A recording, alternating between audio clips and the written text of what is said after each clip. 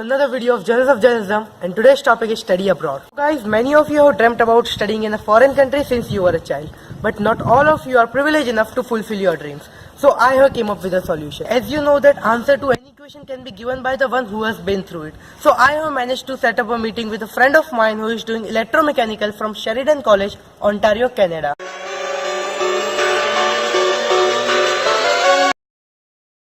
Hi guys, so finally we are here with Mr. Karan. First of all, welcome sir, and thank you so much for your time.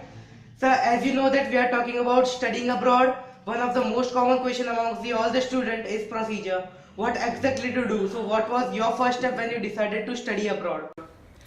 Well, if you are going for the first step to study abroad, you should think about which country you want to go. You should think about first the weather.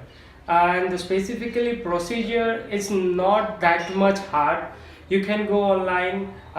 Every country have their immigration website. The Canada has the CIC, as well the US has the US immigrations and everything. You can check online. They'll show the steps, what documents you require. So first collect the documents for that country, whatever they're required, and after that choose the universities, whichever the university you'd like to go. And the other thing that you should decide that the cost, because sometimes if you are going towards the Australia, it's like it costs 25 lakhs. If you are going towards the US, it costs same thing like 20 lakhs per annum. But if you are going in the Canada, the colleges cost you 15 lakhs, 16 lakhs per annum. So there is a different cost, whichever suits you, because every country is doing good in the education system, but whatever the things are doing good, you should think about that as well. Okay, so let's assume we have selected the country, shortlisted the universities, applied for them. Then how will we know that we are selected or we got admission over there, and how the interview will held? Well, these universities are pretty good, because whatever the admission procedure, after the once you get the admission, they will mail you. So from your mail you can check, okay, you are approved for that university, and as well they send you the hard copy for the approval letter. So you can get the information about you are selected or not, firstly by the mail. Okay, so what is the visa process? Because we know that if we are going there, we need a student visa. So how to apply for that and when to apply? Most basically, you can apply before the 6th month. Sometimes, because there are different kind of intakes. Most the common intakes are fall intake and the winter intake. But some of the countries has as well July intake. Like Australia, they have 3 or 4 intakes. So you have to choose for which intake you would like to go. And prior to 6 months of that intake, you have to apply for the specific university or college for what you want to go. Okay, so everything has been done. We are there. Now how to find accommodation, where to live, and how to fulfill our daily needs? For me, finding accommodation is pretty easy. You can find out that accommodation from whatever your home countries. So they have a online accommodation website. Like in the Canada, that's kgg.ca. You can find it out whatever the accommodation. But from my side, I would suggest that whatever the accommodation you decide, you have to first check that it is perfect.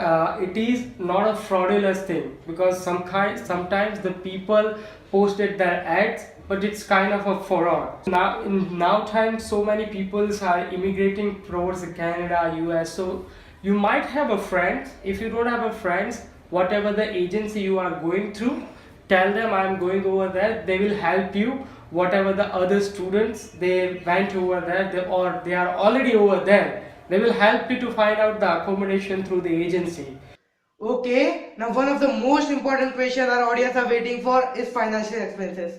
What are the financial expenses over there and how to control them? I would say there are so many expenses, because whatever we are living, we have some basic needs like telephones, foods and everything. So you can save these things by checking out the plans, because people are very, sometimes they are very hazy. They have to go fast. Oh, I have to get the phone, I have to get the number. But don't do this, because I have seen so many peoples like that. They did that and they regret it. But this all were living expenses. What about college fees? Because they are 10 to 15 lakhs, 15 to 20 lakhs per year. We can't afford it every year. So, what are the facilities for financial aids over there, such as scholarships or educational loans or anything like that?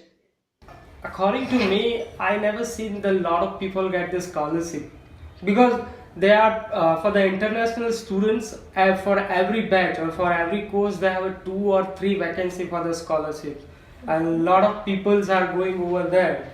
So I don't suggest the people, okay, you are getting this scholarship. If you are getting this scholarship, it's very good, but if you are not, for the covering your fees or for the financial aids, you can get the loans from here.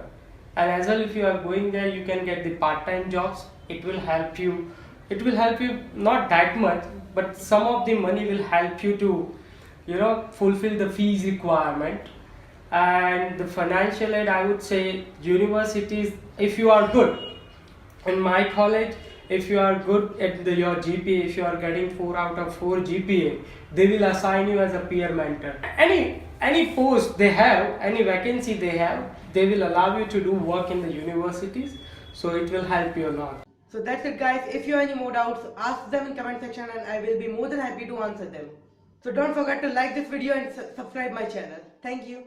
Latest to the next video.